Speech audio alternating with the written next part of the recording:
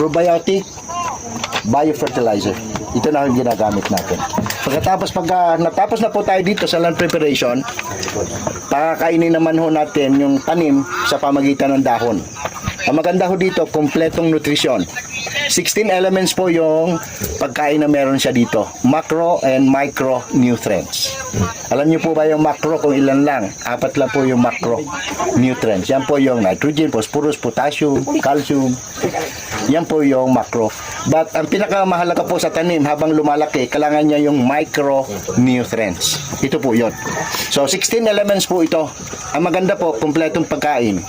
Parang A to Z yung kanyang vitamins. Isang takip po nito, 16 liters ng knapsack.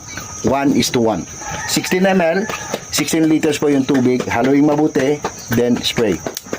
Kailan ho tayo nag-spray ng pulyar? Anong oras po? Yung nakagamit na po ng pulyar. Taas pong kamay. Wala pa akong gumagamit. Yung paggamit ho ng pulyar, dapat nasusunod.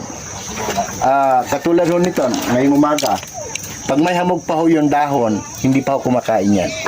Hintayin nyo matuyo yung hamog sa dahon. Yun ho yung indication na kumakain na po yung iyong tanim. Malinaw. Pag tuyo na, pakainin na po.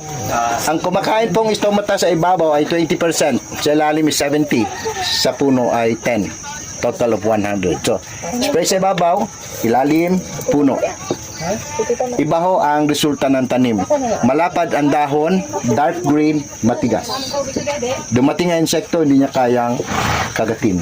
Kasi matigas na po yung tinatawag na plant cell wall. Ang maganda ho dito, pag ginamit natin pulyar ito, protection po ng tanim.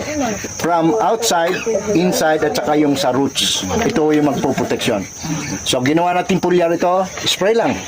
Katulad yan, yung repolyo po nandoon, yung tinatawag po nating kalawang. Ito ho ay magiging gamot niya.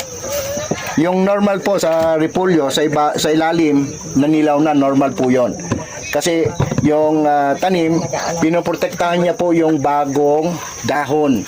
So kung kulang yung pagkain mo, yung sa ilalim, ilalaglag niya na yon, bubuhayin niya yung ibabaw. Kasi ang pinakain mo lang ay macronutrients. Ang macronutrients are mobile. Ibig sabihin, gumagalaw ho yung pagkain na yan. So kung manonotice nyo po, yung repolyo, nagdadahon siya sa ibabaw, priority niya ho yun. So yung ilalim, gagawin niyang dilaw para malaglag. Kasi mas priority niya yung bagong dahon na lalabas. Pero kung nagpulya na ho tayo, lahat yan masusustain kasi kompletong pagkain. Ang gamit po nito, usok lang. Hindi ho yung